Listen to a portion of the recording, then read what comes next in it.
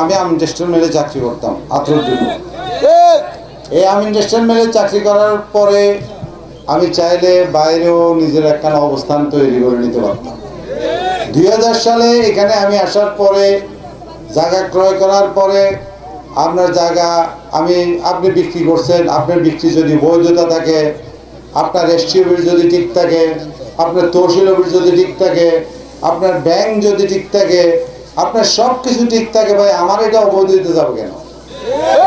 তাহলে আপনার এই সবগুলো যদি অবৈধ হয় তাহলে আমি অবৈধ।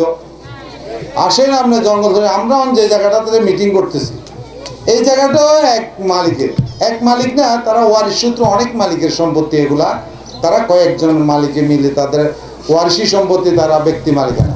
এখন আপনি যেদিকে পাহাড় দেখেন, যেদিকে জায়গা দেখেন, বলেন যে এগুলা খাট জমি।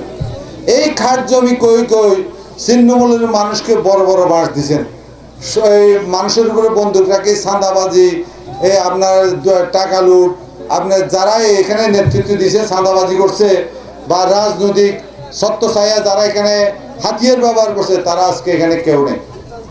আগেও কেউ ছিল না, এখনো কেউ নেই। আমার দেখাই দেন আপনাদের যারা নেতৃত্ব দিছে তারা কে এখানে আছে। আমরা তাদেরকে বিভিন্ন অ্যাঙ্গেলে ডাকি বুঝেছি যে এটা কোনো জীবন না, এভাবে কোনো মানুষ চলতে পারে না।